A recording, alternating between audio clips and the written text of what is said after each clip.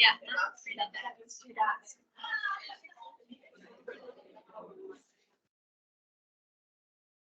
All right, we're gonna get started, talking about McKinney-Vento. Yeah. It's always hard to follow up after a break, like, come back, we're gonna teach you some things. So, as I said before the break, my name is Kim Humphrey, really right, and we make up the McKinney-Vento team at the State Department or State Education Department, and we're part of the DIA team, Diversity, Inclusion, and Access. But we're going to talk to you today about your Title I Part A homeless set aside. We had the opportunity to get monitored by the federal government. We're thinking of it as an opportunity. And over the past year, literally a year, we have gone through the process of turning in all of our information, then reviewing it. We did finally get our final report, and we are now in the stage where we are responding to a couple of requirements that they have given us. And so that's why we stand before you today. Obviously, I feel like this conversation is a little like long overdue in general. Burley's handing out a sheet, and in a second, we'll give you a second to kind of actually read over it, because honestly, I think it will help the conversation. What we're handing out is one side is essentially a memo from our department, talking about how specifically we would hope that you would move forward in your Title I homeless set aside. And the other side is we actually gave you an excerpt from the monitoring report. So the one side is literally from the State Department, or from Ed. They said, this is what we want you to do. And so we wanted to actually give you that document so you could see, like, we really are following what the U.S. Department of Ed has told us to do. And we think it's good. It's a good idea. But we really are just following what we have been enlightened forward. So I am going to give you just a few minutes to read it. So.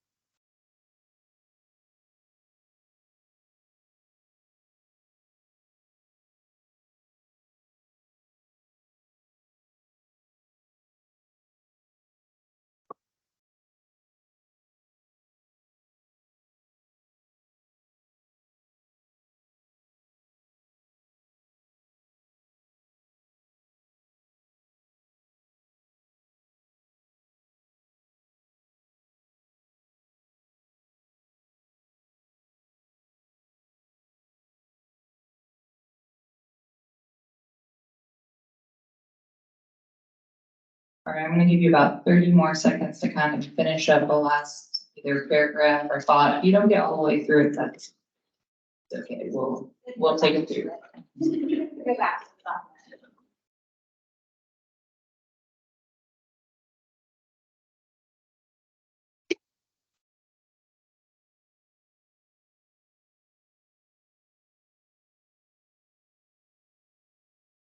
All right, I know that you'll probably have, or at least have about 10 questions floating in your head. And so that being the case, we want to start with a presentation and then we will end with some time for discussion. Discussion amongst yourselves and some questions that we can answer as well. But over the next couple of minutes, we're gonna go over how to use the McKinney-Vento. We're gonna show the data of the districts and just where the Title I set aside stands currently, so you can kind of see what the Department of Ed saw when they looked at our data. One, we're gonna review the guidance from them that you just read. And then the last one is we're going to discover some new ways or ways that you're already doing, but maybe they're not included in your set aside to make sure that we're all compliant with the program. So basically, we just thought this was funny, but I just want you to take a moment right now. And I know for some of you, this may be very easy because you are both the McKinney-Vento liaison and the Title I coordinator. So for some of you, you're like, this is going to be really easy for you. But do you know right now, one, how many students you have identified as McKinney-Vento in your district? And two, what's your plan? Like, can you just like rattle that number off? Plan? Maybe some of you can't.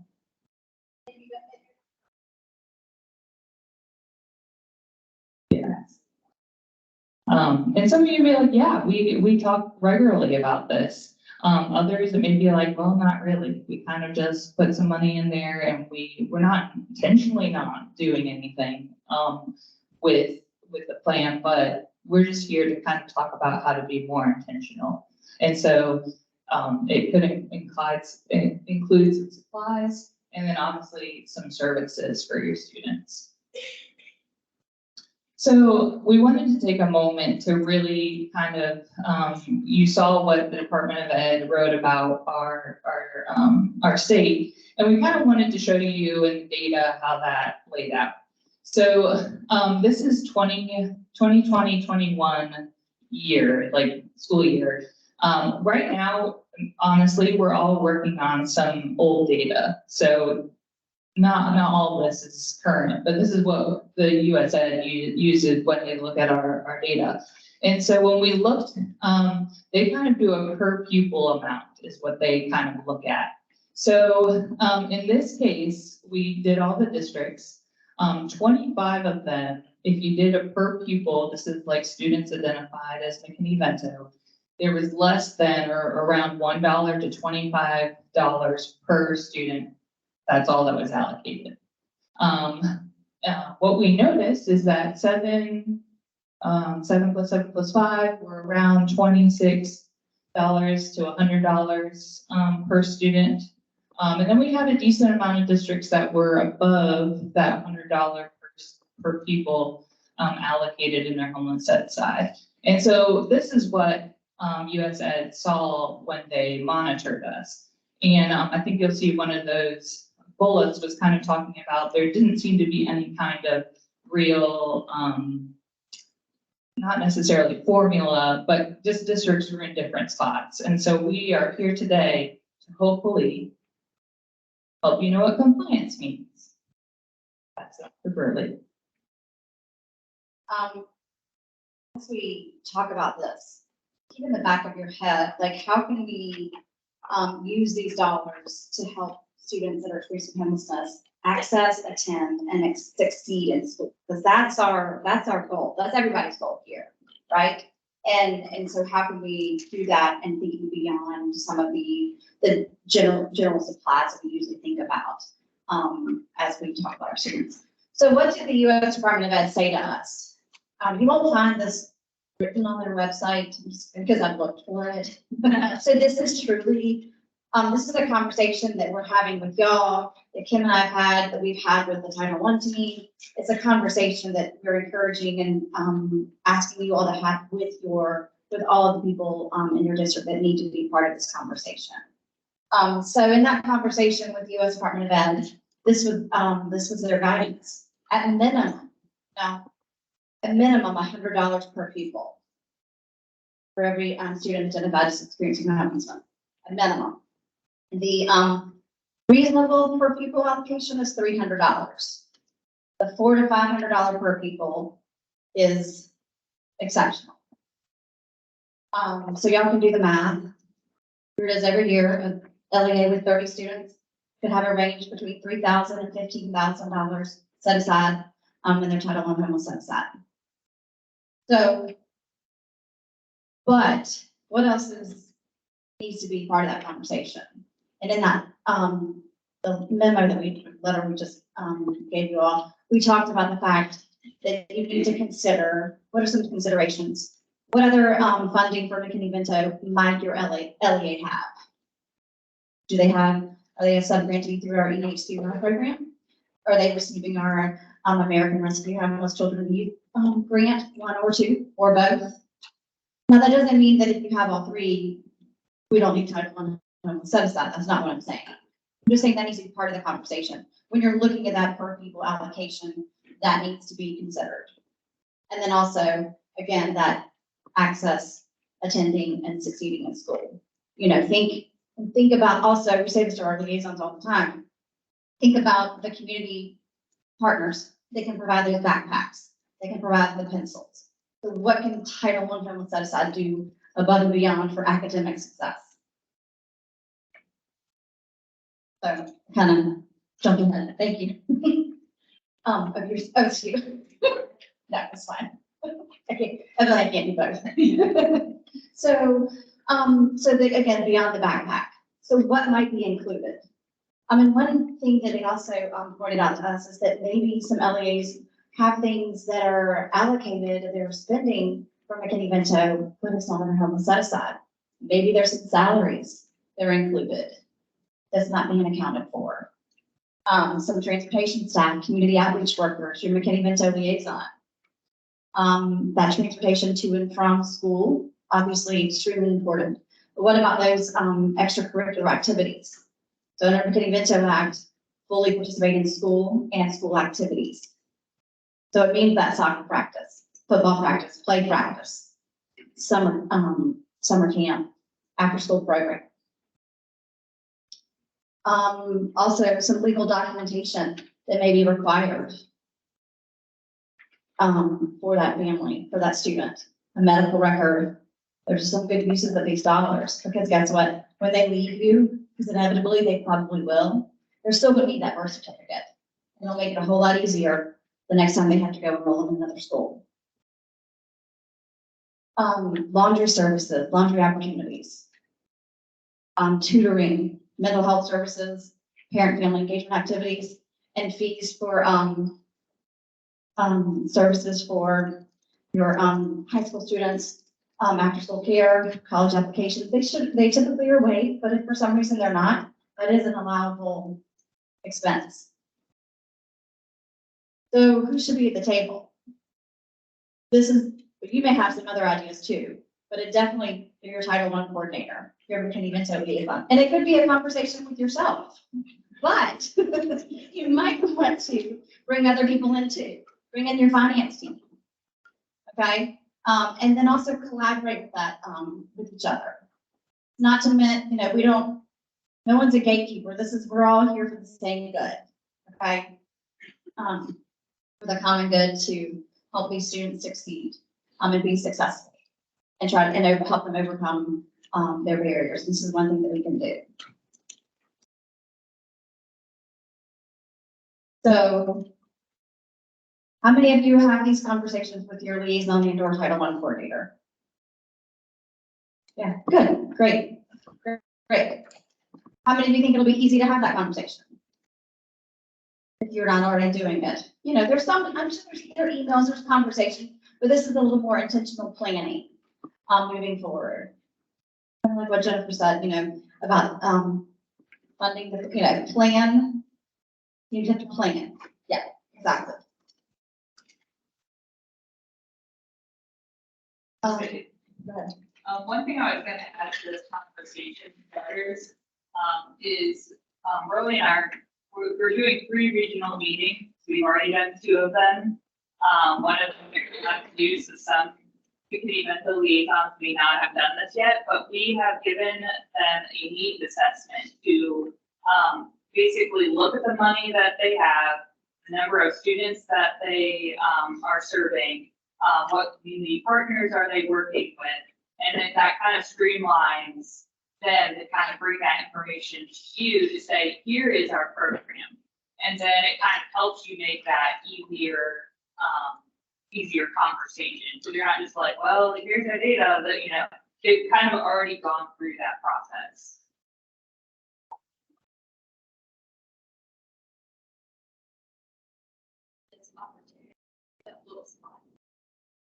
Oh, good question. It looks a lot of different ways.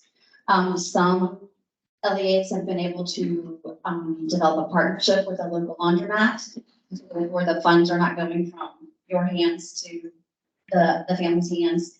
So there's like kind of like a contract or something like that. Some LEAs have been able to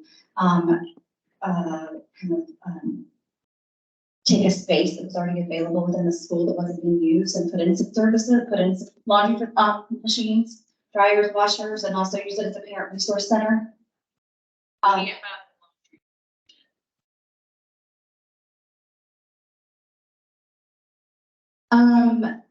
Which for the machine. Or the machine. So this is what I will say.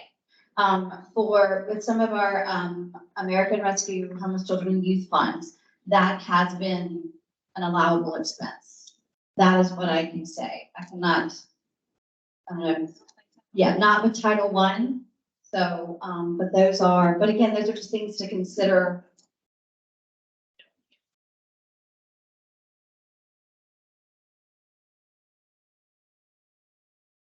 Right. So the funds aren't going to the individual, no detergent.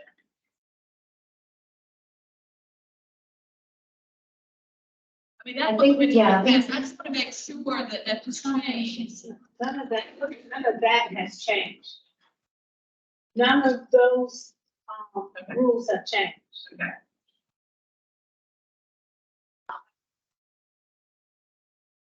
Talk about the detergent. Okay, we're gonna talk about the detergent.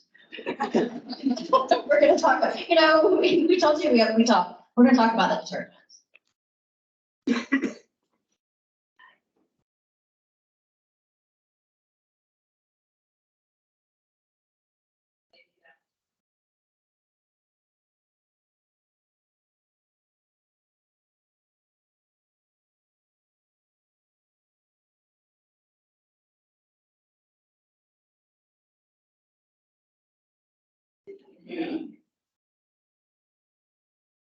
I'm not sure I understand your question.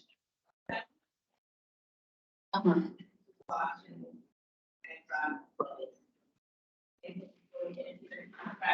We want accessibility to have that access, but the file are included, that I don't know. I think we're gonna talk about that, or that's the detergent. I think we're gonna talk about that, a little bit further. And then also too, if you want some information from some LEAs, like reach out to him and we can connect you with some, LEAs who have, done this in a variety of ways.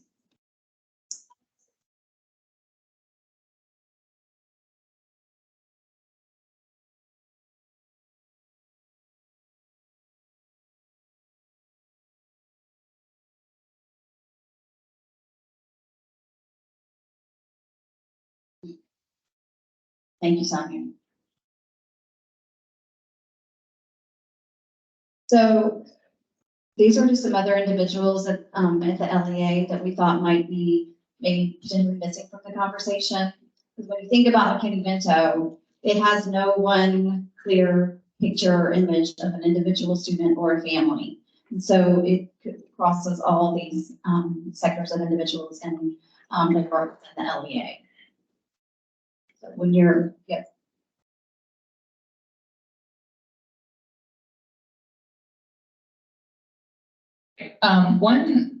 So we got this report from Ed, like what, a month ago, maybe it was? Okay, well, we had already turned in our slides prior to that for this, so we don't have a slide for this, but I wanted to make sure it's mentioned. It is listed on the page, and, I am also the foster care point of contact for the state, so, so this is kind of both of my jobs here, but so what we realized as we got monitored is there were some districts that were using the Title I, homeless set aside for foster care transportation. We cannot do that. They delineated that funding stream. And so foster care transportation has to come, it can come from Title I, just not from the homeless set aside. We noticed, okay, we just noticed that some have put it in the plan. I think that is being addressed, as we go along. But, it's just very important to make sure that it's not included with the McKinney-Vento, homeless set aside.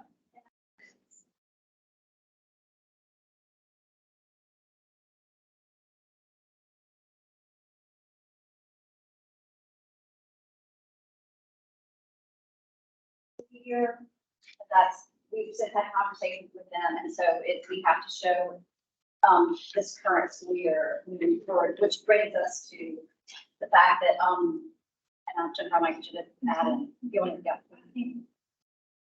About your final application approval. Okay, so let me say two things Title I wise. So as we listen, we understand that this is new. There are some very specific things that we're going to be expecting moving forward for homeless children. In the past, I know you parked money right there. Not everybody. Some districts like to park money in homes. That's gonna mess you up. Okay, because when we review, we're gonna say, okay, tell me how many kids we're talking about and exactly what you're funding for them. And so that kind of feedback is gonna come back. So I just need you to keep that in mind, moving forward as far as parking money, okay?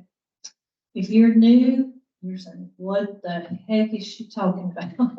And that is okay, but those that have done it for a while, they understand what I'm referring to. Okay, then understanding that all of this just came out. Title I plans were steady coming in as we were getting all of this response from U.S. Department of Ed. So you can add this information in as the projects come back to you. So let's say as a program manager, I've got to send it back to you because you failed to do something for school eligibility that I think you need to fix, or I saw something down in the budget I need more information on, or whatever. You're getting your feedback. You can do it while it's sitting with you before it comes back to us. Or if you've already gotten director approval, which there are some, because we're trying to be Johnny on it. So some have been approved already before all of this came out. If that is the case, then I'm going to expect you to do it at final. Okay, so I understand that that would be some tweaking of the budget at final allocation, and you just need to know that on your side, that when we tweak for indirect costs and final figures, I'm gonna have to go back into the budget for homelessness and do this. Anybody have any questions for me? Okay.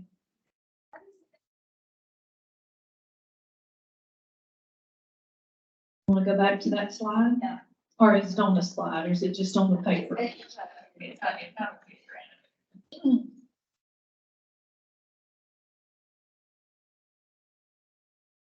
Yeah, so the 100, according to the U.S. Department of Education, the $100 per pupil minimum is literally the minimum. It is not, it's the bare minimum. So, but again, this is why this is a conversation. So what other services are you providing? Maybe just with some other McKinney-Vento, EHCY dollars, or $1 or $2. So we really do want this to be a conversation. Yes, this is technically what they said to us, but I guess I asked also too that you look at it as a conversation, and I keep saying that, because if you just like, oh, I just have to put $100 aside, then you're just throwing the money over there and there's no plan. What is the plan? This is set aside, yes. I mean,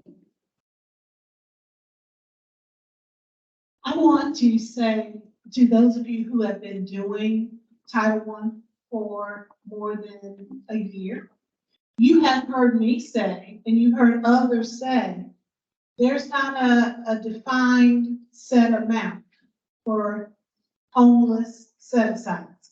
I've said that for years, right? As you can tell from this slide, based on our monitoring visit, there is a change in that expectation moving forward. Yes, we're going to send this out to you in writing to make sure it's at the forefront of your mind as you're planning for your Title I moving forward. But like I said, if you go back and read through other documents that we have from the U.S. Department of Education, that's not spelled out. But it was clearly articulated to us during this monitoring visit, okay? So you will see us update our policies as well moving forward to make sure that this is a clear understanding. $100 minimum. Yes, it's throwing you for a loop, especially if you are one of those districts that said, oh, you just need something in homeless, I'm giving you $200 there. That mindset is now gone, okay? So I just want to reiterate, don't shoot the messenger. We have got to be compliant with our federal dollars. And quite honestly, I think it's a good thing that they've given us a total, because it makes you more mindful of those students that we're trying to serve. And we're doing them a disservice, truly, by just throwing a random number as our set aside. That's not really looking out for those students. But we've got to be mindful of what we do and how we're trying to reach out and help those children. Now, if you're looking for avenues of how you're going to use that money, you've got two wonderful ladies standing up here who will be happy to share ideas with you of things that they've seen that could be beneficial to those students that you serve in your district. Reach out to both of them. They'll be more than happy to give you some ideas, okay?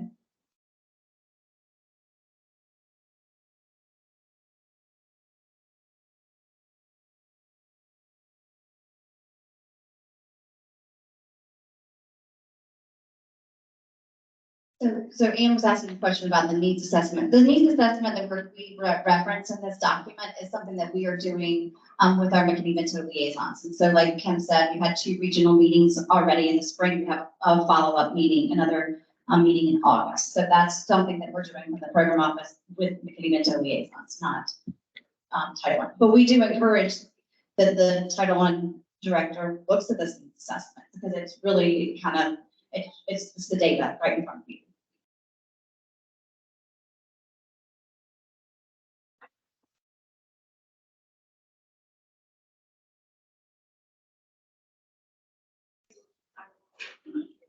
And we still pull that from LEA set-aside as a other. Yes. Yes, it just has to be separate from the homeless. Okay, so my next question is this: can we get some additional information on what is considered to be homeless? And the reason I say that is because we have a lot of questions about doubling up. Okay, and I know this may, I think some, children, that's just normally where they would be staying or are staying, so. I just need some additional information on the level. Yeah, well, one thing that when we think of just doubling, so this is just your answer to doubling up. When we think of doubling up in our program office, the definition of McKinney-Vento, we think, could that family move out if they wanted to? So basically, they're choosing it as lifestyle because they want to, that's fine. But if something were to happen, they had to fight, they had to move out, would they be able to move out? Or would they be homeless at that moment? So sometimes doubling up, you're right, they're choosing to, they could live in another, they could rent an apartment if they wanted to, but they're like, no, I want to live that way. Most of the time though, in doubling up, it's like, if they didn't have this situation, would they be on the streets? Probably. Yeah.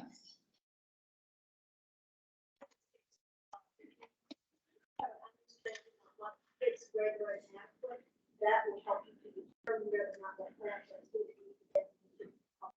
First, we have to understand what is the fix, what is great. Right. That is in those elements, they in the church to be. And what we actually have a resource, it's called McKinneyVento.org. And if you contact your McKinney-Vento liaison, they can get you an account.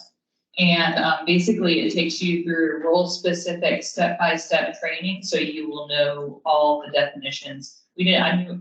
Obviously, we would have been able to go into all of it today. McKinneyVento.org.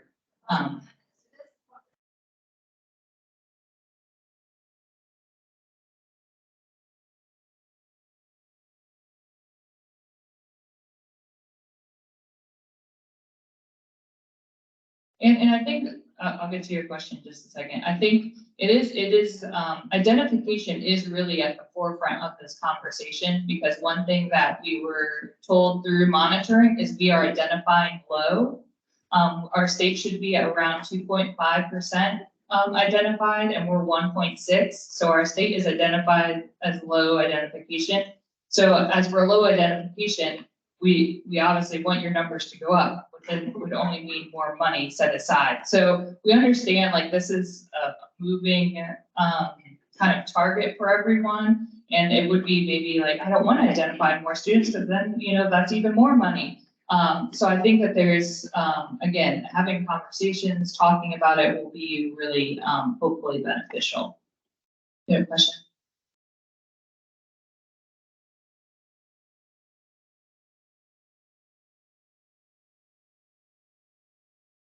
Take that into consideration that what we put in terms of like that should be separate from what we do set aside, right? So even though we have those funds, they are 1, 2, still needs to have that minimum for not for that consideration of the practical side as far as that. Yeah, based on this information on that is correct. Again, I think having conversations with us, yeah. This number changes for now. What date to use? What's our official number? Like when we're calculating. Yeah. Like what's the date that we use the number as of this day? I would say previous year. Did 135? Did 135?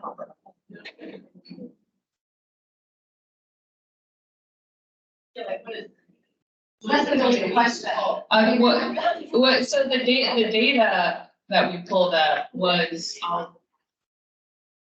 right. Your power school data tends to be more accurate than, and more stated than what we have. We have an idea,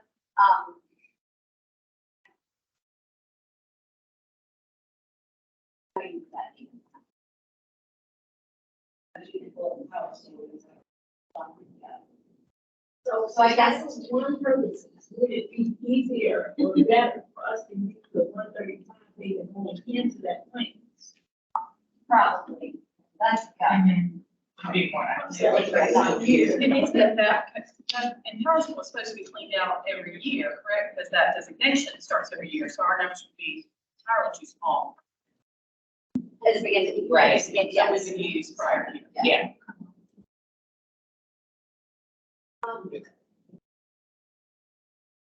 You can amend it. Yeah, and just what Jennifer said, you can amend as needed also. Fine, yeah.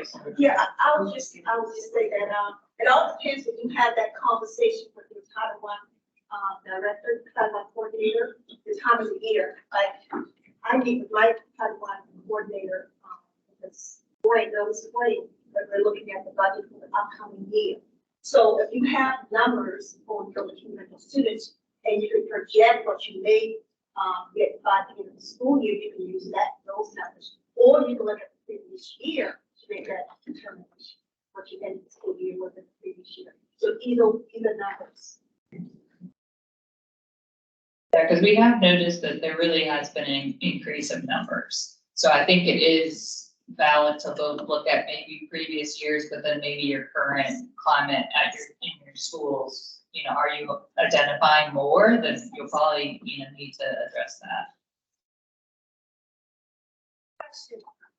It's not about the program, it's about the amount of money that we have serving in the program right now with our extra funds for the year. What our general fund actually picks up on that, has for a lot of funds there. That if that's not necessary, you can show how much you're spending, way over $100 per student. Is that recommended? Does that meet that recommendation? Otherwise, I might, at the end of the year, have to go back every year and have to go over and redistribute it. I mean, it's the spending of it, that we've already have a pattern that we use general fund, we use our transportation costs, we had McKinney Vento every year, the sub grants.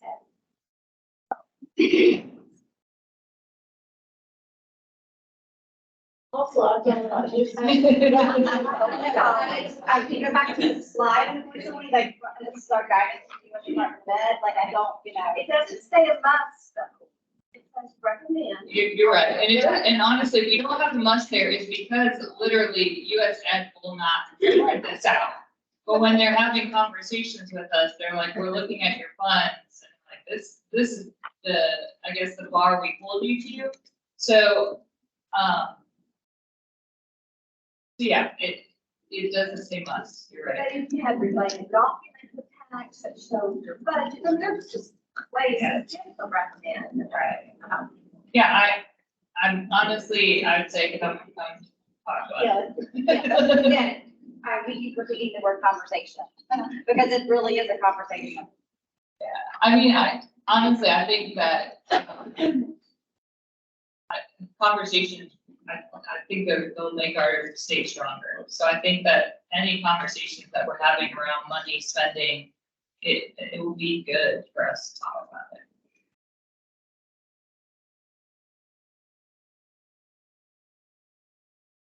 Other questions, comments, thoughts? I know we threw a curveball here. We wanted to come in with some hype music, but Yeah. we didn't.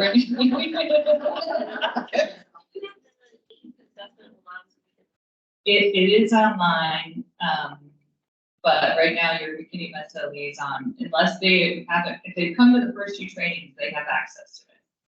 If they haven't come to the third training yet, and that's the PD and, Low Country, also others that couldn't come to our other one will be coming to that. But it might be a good email to your liaison and say, hey, if you attended the regional meetings yet, do you have that needs assessment? I'm not opposed to sharing it with you. I think actually this is a non-printed copy, has a link on it. So we can send this to the Title I team and they can send it out, and all you have to do is click on that link and you can see what it looks like. It really is at the beginning, you put the money in that you're getting, so all those different grants, the Title I set aside, then the number of students you're identifying, the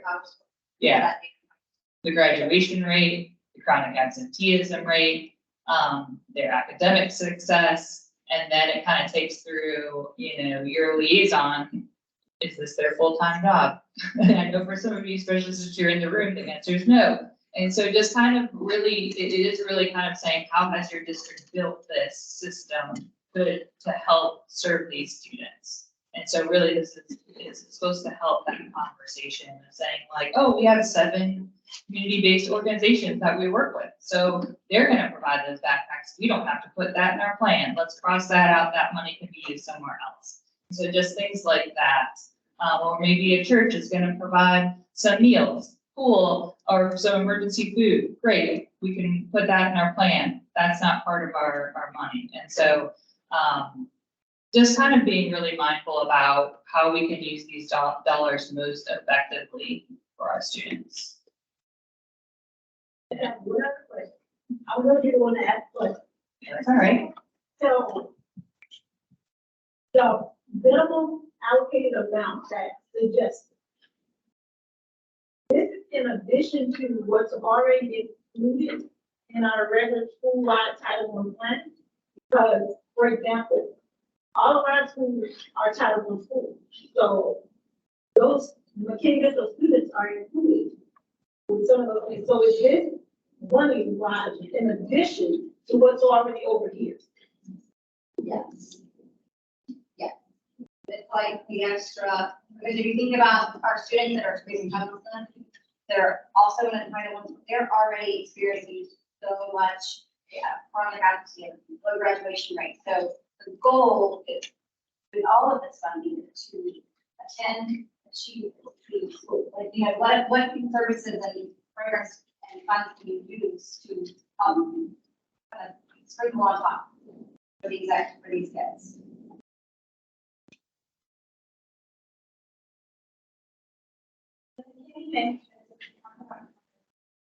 Yeah. The number that we get from our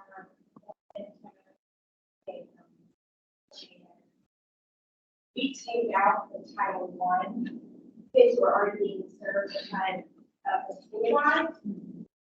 And so our numbers are kind of just the ones who are not in a Title I school, and maybe multiply 500 or 300 or whatever. Or do we do our total number? What a reason why we're kind of already offer, help with supplies and even some field trips if you're talking it, Okay, so a lot of the things that we can do with the homeless money for Title I, sorry, Title I, set aside districts, so when we take out our Title I, how much kids are districts set aside and just do our.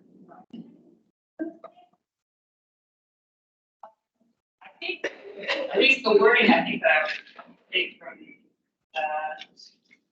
it says, it's on the sheet, the one that USAID sent us, it says that the reservation can be used to provide children and youth experiencing homelessness with services not ordinarily provided to other, in parentheses, housed Title I students. So these are like above and beyond those Title I services.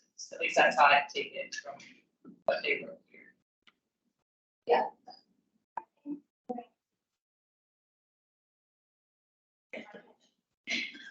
And that's how I read, that's here for me.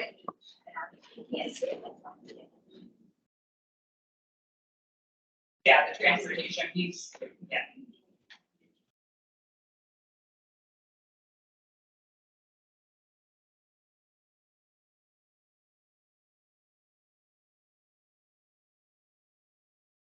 The thing about our American Rescue Plan money is that may be gone in 2024. So I understand the next couple of years, it's like, we got so much money, and I totally understand.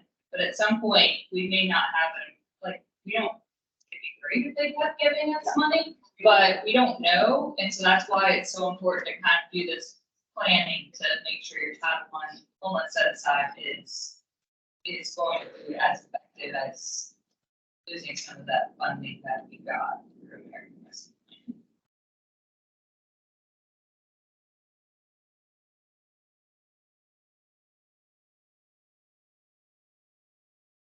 But here, so I can't drop the mic, I'm just gonna leave it right here.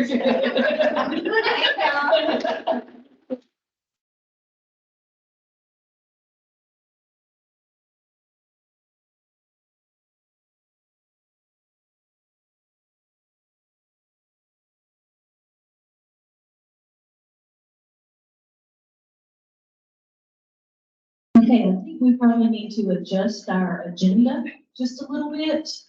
We don't have time to do Title II for 11:30. So I think what we will do is take lunch from 11:15 to 12:45 and then come back. And we will pick up with Title II, 4, and 3. Okay? So we will see you back about 12:45.